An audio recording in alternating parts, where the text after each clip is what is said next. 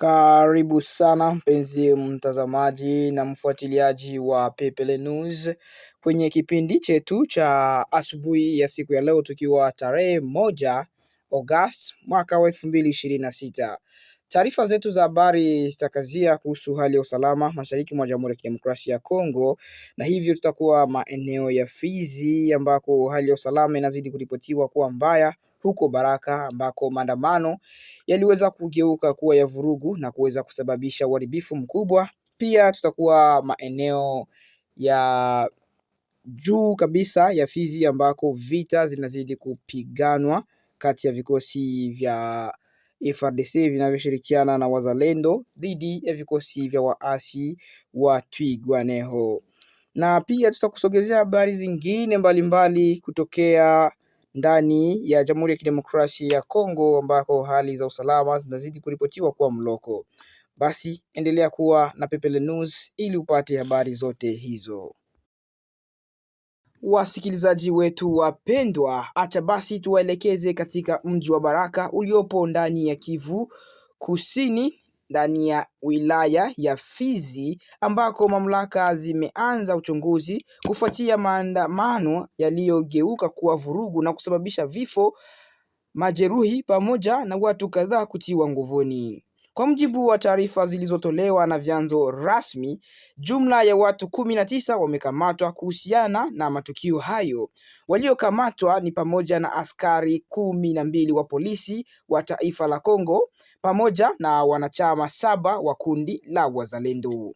Taarifa zinaeleza kuwa maandamano hayo yalianza baada ya wananchi kupinga ukusanyaji wa ushuru ambao waandamanaji waliudai kuwa haukuwa wa halali.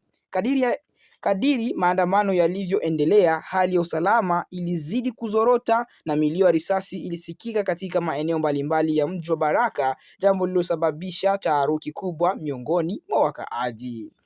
Kwa mujibu wa taarifa hizo, mtu mmoja alipoteza maisha huku wengine 4 wakijeruhiwa vibaya. Marehemu alikuwa dereva wa tume ya taifa ya wakimbizi CNR. Inadaiwa kuwa alipata mshtuko mkubwa wakati wa milio ya risasi na baadaye akafariki kutokana na mshtuko wa moyo uliotokana na hali ya taharuki ambayo ilijitokeza eneo ambalo alikuwa.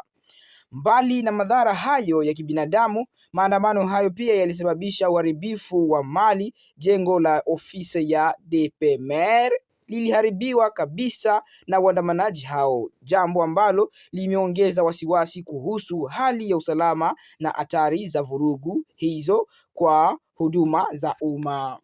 Baada ya matukio hayo, mamlaka za eneo zimetangaza kufunguliwa kwa uchunguzi rasmi ili kubaini mazingira halisi yaliyosababisha vurugu hizo, namna nguvu zilivyotumika pamoja na kuwabaini wote waliohusika na matukio hayo. Wakaaji wa Baraka wanaendelea kuomba hali ya utulivu iweze kurejea haraka ili shughuli za kawaida ziweze kuendelea bila hofu. Wakati huo huo, viongozi wa maeneo hayo wanatoa wito kwa wananchi kutumia njia za amani katika kuwasilisha malalamiko yao na kuepuka vitendo vinavyoweza kuhatarisha maisha ya watu au kusababisha uharibifu wa mali zao. Kwa sasa uchunguzi unaendelea na mamlaka zinasema matokeo yake yatasaidia kubaini ukweli wa tukio hilo pamoja na kuwachukulia hatua za kisheria wote watakaobainika kuhusika na matukio hayo. Hiyo ndiyo taarifa kuhusu maandamano yaliyogeuka vurugu katika mji wa Baraka wilayani Fizi mkoani Kivu Kusini. Tufuatane basi kwenye sehemu ya pili na taarifa yetu ya pili ambayo tunakuandalia kwa siku ya leo. Mtu mmoja aliyeshukiwa kuwa mhalifu mwenye silaha ameuawa katika mji wa Kasindi uliopo mpakani kati ya Jamhuri ya Kidemokrasia ya Kongo na Uganda baada ya kuripotiwa kuhusika katika tukio la uporaji. Kwa mujibu wa taarifa kutoka kwa jeshi la polisi, tukio hilo lilitokea wakati askari alipokuwa akifanya operesheni ya kuimarisha usalama katika eneo hilo. Polisi wanasema mtu huyo alihusishwa na vitendo vya ujambazi vilivyokuwa vikisumbua wananchi na aliuawa wakati wa operesheni hiyo. Baada ya tukio hilo, Mwili wa marehemu uliendelea kubaki eneo la tukio ukisubiri taratibu za kisheria kukamilishwa. Polisi walieleza kuwa mwili huo haukuondolewa mara moja kwa sababu ulipaswa kusubiri ruhusa ya afisa wa Wizara ya Umma ambaye ndiye mwenye mamlaka ya kuidhinisha hatua hiyo kwa mujibu wa sheria. Kamanda wa polisi mjini Kasindi ametoa wito kwa wananchi kuendelea kushirikiana na vyombo vya usalama na kutoa taarifa kuhusu watu au mienendo yoyote inayotia shaka. Amesema ushirikiano kati ya wananchi na vikosi vya ulinzi ni muhimu katika kupambana na uhalifu na kuhakikisha amani inarejea katika eneo hilo na amani hiyo iweze kuwa ya kudumu.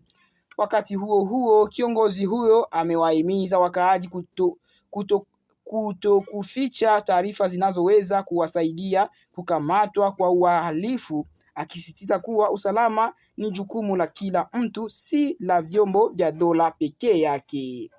Kasindi ambayo ipo kwenye mpaka wa Jamhuri ya Kidemokrasia ya Kongo na Uganda ni moja ya maeneo yanayokabiliwa mara kwa mara na changamoto za kiusalama. Kutokana na hali hiyo, mamlaka zimeendelea kuimarisha doria za pamoja kati ya jeshi la FARDC na polisi wa taifa la Kongo ili kulinda raia pamoja na mali zao dhidi ya vitendo vya ujambazi na uhalifu vinavyoripotiwa katika eneo hilo.